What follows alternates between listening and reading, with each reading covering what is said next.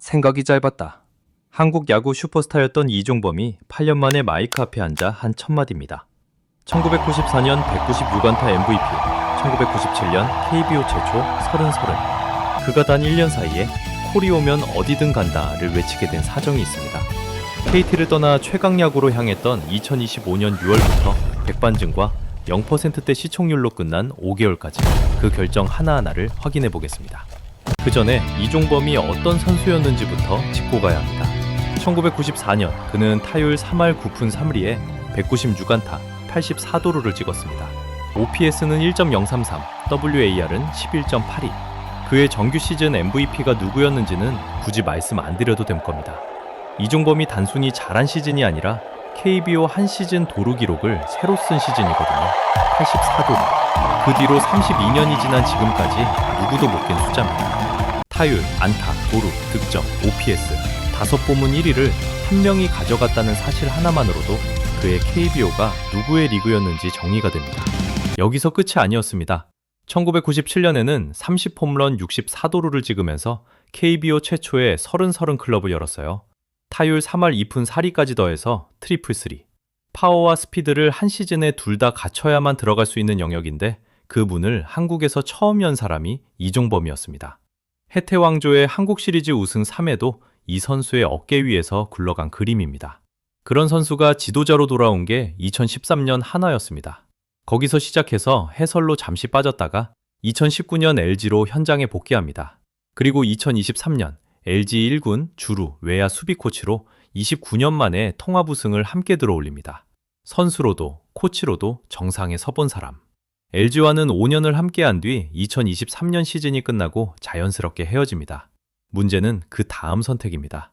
2024년 10월 24일 이종범은 KT 위즈 외야 수비 주루 코치로 합류합니다. 단순한 이적이 아니었어요. 이강철 감독이 직접 손을 내민 영입이었거든요. 두 사람은 1993년부터 1997년 해태왕조에서 함께 뛴 동기였고 2001년부터 2005년까지 기아에서도 한솥밥을 먹은 사이입니다. 약 10년의 인연이 이 한 통의 제안에 압축돼 있었던 셈이죠. 여기까지는 누구나 아는 이야기입니다. 그런데 그 두터운 인연이 1년도 채 못 가서 깨졌습니다. 2025년 6월 27일이었습니다. 이날 KT 위즈는 이종범을 1군 엔트리에서 제외하면서 동시에 계약 해지까지 발표합니다. 단순히 코치 한 명이 시즌 중에 나간 게 아니에요. 통상적인 코치 보직 변경하고는 결이 완전히 다른 그림이거든요. 시점이 더 결정적입니다. 2025년 KT는 시즌 내내 중위권 순위 싸움을 끌고 갔고 결국 시즌 막판 NC의 0.5경기 차로 밀려 6위로 마쳤습니다. 6년 만에 포스트 시즌 진출 실패였습니다. 그러니까 6월 27일이라는 날짜는 5강 한 자리를 두고 가장 치열하게 싸우던 한가운데에 해당해요. 이 말은 1군 코치 한 명의 공백이 그대로 더그아웃 분위기로 옮겨가는 시기라는 뜻입니다. 005번 매체도 순위권 싸움이 치열하게 벌어졌던 시기에 1군 코치가 돌연 팀을 떠난 것은 분위기 저해가 불가피하다고 짚었습니다. 이강철 감독이 8개월 전 직접 손을 내밀어 데려온 사람이 가장 도움이 필요한 시기에 동기에게 등을 보인 그림이에요. 그렇다면 본인은 어떤 명분을 내세웠을까요? 사인 발표 당시 발언이 이렇습니다. 한국 야구의 흥행과 저변 확대, 은퇴 선수들의 재조명에 기여할 수 있는 좋은 취지의 프로그램에 새로운 역할로 참여하기로 결심했다. 동시에 JTBC 최강야구 시즌4 감독 합류가 발표됩니다. 여기서 흥미로운 거울이 하나 있어요. 최강야구 감독 계보를 보면 시즌1과 2가 이승엽, 시즌3는 김성근, 그리고 시즌4가 이종범입니다. 단순히 빈자리만 본 게 아니라 2022년 10월 이승엽이 같은 자리에서 출발해 두산 1군 감독으로 직행, 3년 18억 원 계약을 잡았던 직전 사례가 있었던 자리거든요. 명분은 흥행과 저변 확대였지만 데이터로 따라가 보면 다른 그림이 따라붙는 자리이기도 했습니다. 여기서 끝이 아니었습니다. 그러면 명분으로 잡은 그 자리, 최강야구는 어떻게 됐을까요?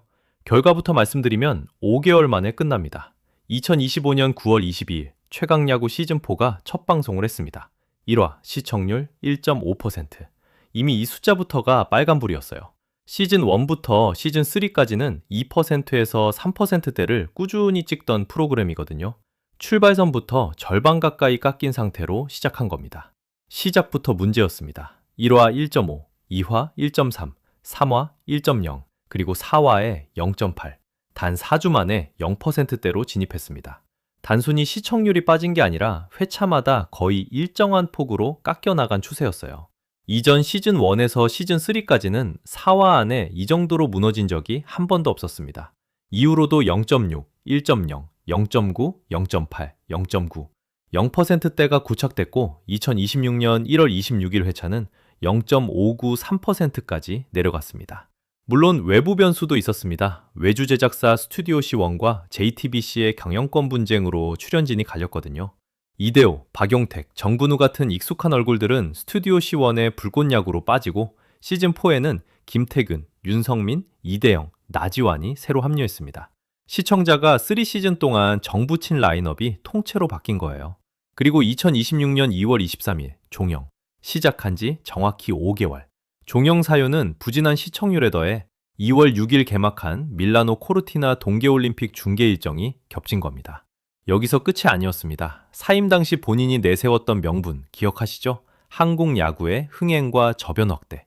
그 명분의 결과가 0%대 시청률, 5개월 종영으로 숫자에 그대로 지켰습니다. 시즌 중에 1군 코치 자리를 비우면서 잡은 자리가 5개월 만에 사진 자리가 된 거예요. 그리고 종영 6주 뒤 그가 카메라 앞에 다시 앉았습니다.